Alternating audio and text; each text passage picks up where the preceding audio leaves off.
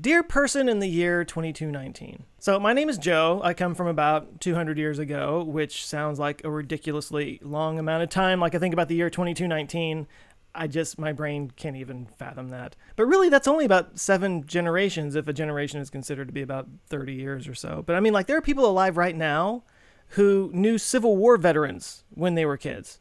And there were Civil War veterans that probably knew Revolutionary War veterans when they were kids. Which I'm sure to you feels like an insanely long time ago. But that's the thing. It feels that way to me too. And my point is, the year that you're living in feels so far away to us that none of us are thinking about you. And you're not thinking about us either, but that's okay because none of your decisions or actions affect my life in any way, shape, or form, But the reverse is not true.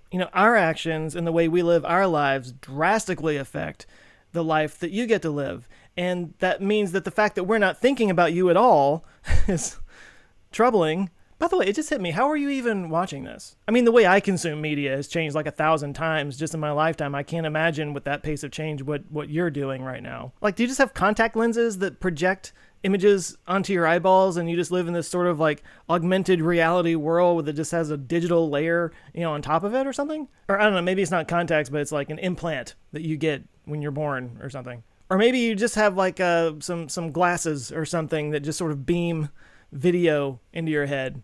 Is that even video at that point? Is video still a thing? I don't know. You're watching this on YouTube? Is YouTube still a thing? Is YouTube everything? Or have you moved on to some kind of totally, immersive simulated world where you're watching my head just sort of floating in front of you while you're sitting on a beach, but in reality, you're just kind of like in your PJs laying in bed or something? Or, I don't know, maybe you're just watching it on your phone like I do. Maybe the phone is the most convenient and efficient and economic solution to our media, maybe everything I just said sounds crazy to you. I don't know. Maybe I just sounded like that French guy around the year 1800 who predicted that in the year 2000 we'd be going to work every day on flying whales. Anyway, I just was curious, like, how did we do? Because it feels kind of like we're dropping the ball right now, honestly. So much so that, I mean, as far as I know, you could be watching this in like a post-scarcity world where everything is free and people are, able to just pursue their dreams for a living, and death and aging and disease is a thing of the past. Or you might not be able to watch this at all because you're living in a cave. I don't know. It feels pretty 50-50 right now. So I have no idea what kind of life you're living, but one thing I do know is that whatever life you are living in your generation is directly impacted by the way that my generation is living. Which unfortunately really sucks for you because seriously, no one is thinking about you right now. Like, we are thinking about a lot of things, but you are not one of them. It cannot be overstated how much not thinking about you is happening right now. In fact, there's a sizable percentage of our population that thinks that you probably will never exist. And I know because I see comments like that in my videos all the time. Did I forget to mention that? I'm a YouTuber. I don't know. Maybe you know what a YouTuber is. I mentioned YouTube earlier. It just occurred to me you might have no idea what YouTube even is. Yeah, YouTube is a place that we go online where we can watch videos, but you can also post videos. So it's kind of like a platform where you can post videos for other people to watch. That's kind of what I do. Hold on. You might not even know what online means. Your digital and real world might be so interconnected that online doesn't even mean anything anymore. Hell, do you even know what a video is? Okay, I'm realizing right now that the only way I'm ever going to get through this message is to just assume that you have some kind of resource that can let you understand any references that I make that you don't get. I mean, for all I know, you don't even speak English, or you speak some form of English that's like way, way different from mine, which, I don't know, I can only assume is a lot more casual than the English that I speak, because if you go back 200 years, it was a lot more formal back then than it is now. Anyway, I'm just going to talk, and if you get it, you get it. Good luck. Anyway, yeah, where was I? Oh, yeah, okay, so I'm a YouTuber, and if you don't know what that is, I put videos out there. I'm kind of a big deal in my time period. I mean, I'm probably not in your history books or anything, but I'm a very important person in my time. Really. I'm assuming I'm not in your history books. Am I in your history books? Anyway, I make videos, people watch them, but this is definitely a message to you, but you should know that I am going to be sharing this with the people from my time. But this is kind of off topic for the channel, so probably a lot of people aren't even watching it. And I did things a lot different in this video than I normally do. I normally do this spin around thing in my chair, and I've got this animation that happens at the beginning, and this is just a very different kind of video. So most of the people who even did watch it are probably bugged out by now. So this is, screw those guys. It's just you and me. You, person from the year 2219. Anyway, what I'm saying is I have a pretty big exposure to the public, and something that I keep saying over and over again is a lot of people really don't think that people in your time period will even exist. They think we screwed up things so bad that we are destined in the next couple of lifetimes to enter either an extinction level event or some kind of post-apocalyptic dystopia.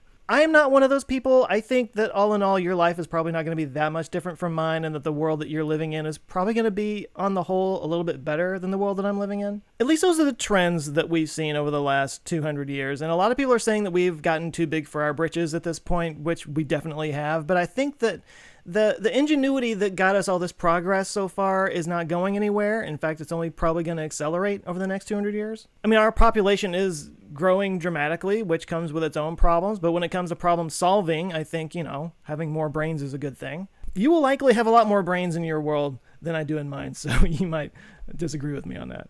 All that is to say, I have no idea what kind of world you're living in, and any prediction that I make, I'm sure, is horribly flawed. But here's what I hope for the world that you live in. I hope that you have nuclear fusion or 0-point energy or some other kind of exotic energy source that I can't even fathom. I just hope that energy is cheap and abundant and just solved.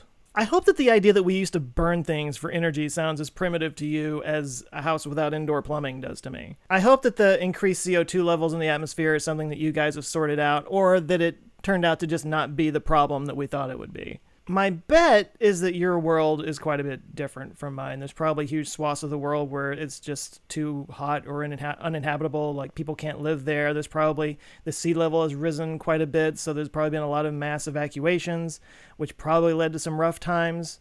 I hope those times weren't too rough. And I hope you have some kind of carbon capture systems that can regulate basically the thermostat of the planet. I mean, maybe you don't have that, settled at this point. Maybe you do. But I hope that you look back on a time when we didn't have some kind of global thermostat. It's just kind of crazy. I hope that vacations on the moon are totally a thing that you can do. I hope you have a cure for cancer. I doubt cancer will ever fully go away. It's kind of a natural thing. There's not much you can do about it. But I hope that you at least have a way of finding it when it's really early, and then just being able to inject, nanobots or program viruses that can just go in and just wipe it out in the early stages before it becomes a real problem. Or maybe you just have a treatment that you go through once a year that just kind of goes through your body and wipes out any abnormal cells before it has a chance to become cancer. I hope you've hacked aging and that health spans are incredibly long in your time. Maybe you've beaten death altogether. There are some people that think that my generation is probably the last generation that's going to die of old age, which is just my luck. Or I don't know, maybe that sounds crazy to you, but I just hope that someday you only have to worry about external threats to your body instead of internal threats of your body, like turning on itself. I hope that you never have to experience what it's like to lose a loved one. No, another loved one to effing cancer. Mostly, I just hope that you don't think we're the worst humans that have ever existed. Yeah, I'm going to set the bar that low. Like, I look back at the morals that people had 200 years ago, and some of the things that were perfectly normal to them seem utterly barbaric to me. Women had no rights. You had a rigid class system with absolutely no social mobility. The world was run by monarchies that were made up of some of the most inbred people in the world, and, oh yeah, slavery. So please understand, I'm sure there are things about my world that are completely reprehensible to you, and I don't even know what that could be. I don't know, meat? Eating meat? Like, is all your meat lab grown, and the idea of actually eating another animal is like cannibalism to you? Whatever it is about me and my generation that you find repugnant, just please understand that I am just a couple of lifetimes away from when people literally used to own other people as property. So, yeah, context. Did I mention I'm setting the bar really low? But look, it's not my job to defend my generation and my time period. I am just but a humble YouTuber who, I must reiterate, is a very big deal. But we're not all bad. I mean, self-absorbed, image-obsessed, short-sighted, yes, but not bad. Just like you, we were born into a world that was created by somebody else, that's littered with problems that we didn't create, and we're just trying to solve. And we're also going through the fastest pace of change we have ever experienced in 10,000 years of human history. Like, if you look at a chart of just about any sociological metric, like, it just kind of inches higher all the way throughout human history, and then just in the last 200 years, it's just boom, just phew, right off the charts. And like, that's where we are. We are right there. Like, if you turn that chart upside down, it would look like the first drop on a roller coaster, which is appropriate because that's kind of what it feels like living right now. Everything around us is changing so fast. It's almost impossible to keep up, and it's my job to keep up with it. There's so many things to be excited about, but there's also just as many things to be worried about. Like the length of time ahead of ourselves that we feel comfortable predicting is getting shorter and shorter. It's like we're driving down a road at night and our headlights keep getting dimmer and dimmer, and where you are is like 10 miles down the road, but we can only see like 20 feet in front of us, and oh yeah, the road is like littered with deer that we're trying to avoid. Do you still have Imperial units? Do you still have deer? The point is we're doing our best, and frankly, we're scared. Because this car that we're driving with the deer and the bad headlights, it doesn't have a brake pedal at all. I know I'm beating a dead horse with that metaphor. That's not something we do, by the way. We don't just go around beating dead horses. That's just a phrase. It's important to me that you know that. But every bit of good news that we hear today seems to be countered by some kind of bad news, and everything that we get told last year that's good for us to do, we get told this year that it's bad for us to do, and in the middle of all of that, there's giant misinformation campaigns because this is the first time we've been this sort of interconnected, global connection species, and it's just a very confusing time, and it's very scary. I don't know, maybe it's possible you look back on me and my time period with reverence, that we were a part of this sort of new enlightenment or even a singularity of sorts, that we were a part of this thing that transformed the human race into a whole new era. Like we planted the seeds of trees under whose shade we'll never get to sit, that kind of thing. And maybe you hold us up in reverence for being those people. I like that idea.